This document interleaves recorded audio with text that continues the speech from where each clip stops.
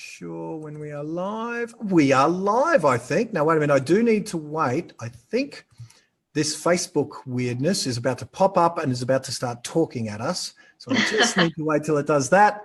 And I need to shut that down, which I have done now. Cool.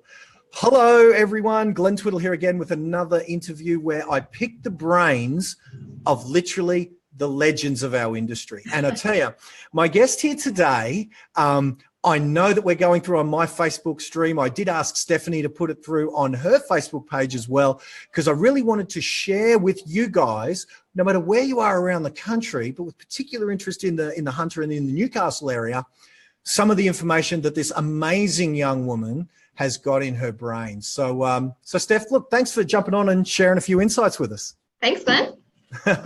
Hey, now, just for people who haven't met you, who don't know what you've done, what I'm most intrigued about is not only do you help people maximize the value of their home as a negotiator, as an author, as an advisor, and as a consultant, but you're a practitioner in your own right, meaning you've bought, renovated, improved the value on, and you've applied your skills not only for other people, but yourself. So you truly are walking your talk. Tell us a little bit about why you not only do it for yourself, but what led you to kind of be helping other people duplicate the success you've had in property and wealth creation and improving the value of properties.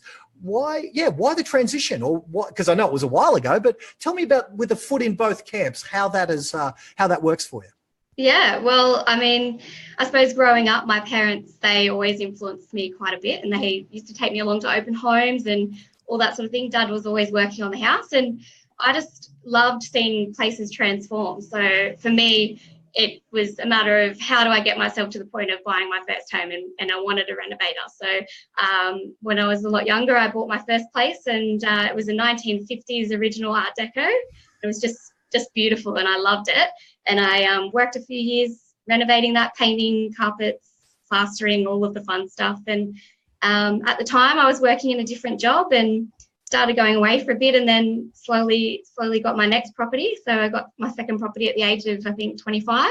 Wow. And so with a bit of help from family, I renovated those both to different levels, and they're both rented out now. And for me, it was easy to see how you can take a property from where it is currently and spend just a little bit of money to make a lot more. So for me, it was making a lot more week to week with rent, but I can see now how just a little bit of paint and maybe some new carpet or whatever it needs can actually get someone thousands of dollars more in a sale as well.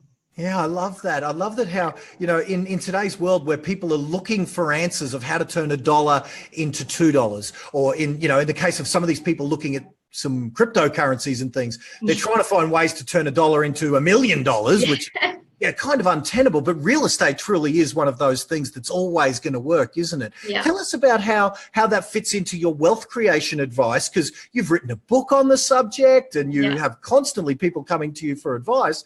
How does this new world of people looking for the fast fix, tell us about how you see real estate fitting into that landscape?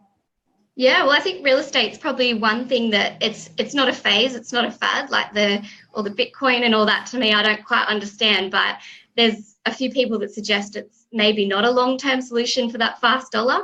Real estate. Oh, we've seen it lately, hasn't it?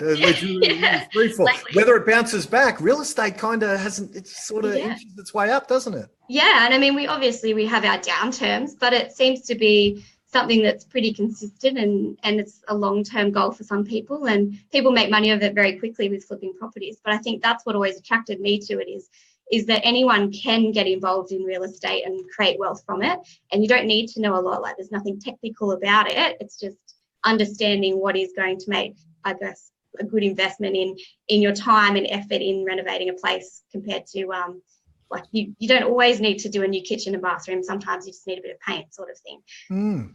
And certainly the cyclic nature of real estate, as you said, it may not always be just a line like that. Sometimes there's a cyclic nature of real estate. I know that we haven't got a lot of time to go through everything about that in your skill set. But tell us a little bit about how the cyclic nature of pricing works, that we're not always in a boom in any given market. Tell us about how that kind of rolls out for the average, consumer in a normal suburb of Brisbane, or, in Newcastle or the Hunter, or down in Melbourne or whatever. That cyclic nature of property trade cycles.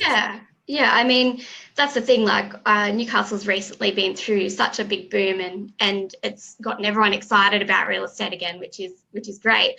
But yeah, we do have those cycles, and things do slow down. People get distracted by other investments, or things become a bit more uncertain with the financial market. So they may go a little bit cold, but in my experiences, long term, they do come back up again. And that's what a cycle is. It just goes around. And so I think one of the big things is looking at your circumstances, and is it a long-term investment, or is it you're moving home to a new family house, or because that's important to know as well, because you can't always wait for when the market might go up again. If you're looking to move to another family home, well, buying and selling in the same market might be for you. So I think it's really about people's circumstances, but they need to get the right advice and look at what they need to do for their family, whether it be now or long-term. I love that. And I love that you bring up about the buying and selling in the same market, because when someone lists with a negotiator with your skill set, they might imagine they were upgrading and they had to take a little bit of a 5% discount or a 2% discount or something on the property they're buying. Yeah. But on their selling perhaps, but they get a 10% discount on their more expensive property.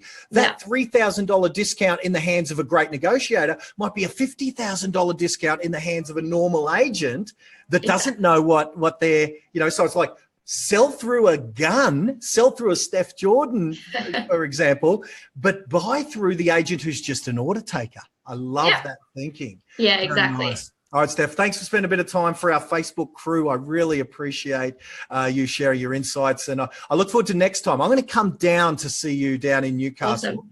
And we'll do a good masterclass, though, get that brain of yours into a good lesson for people all around the country who I know would be interested in knowing what you know. So thanks a million, Steph. Thanks so much, Glenn. All right, until next time. Bye for now, guys.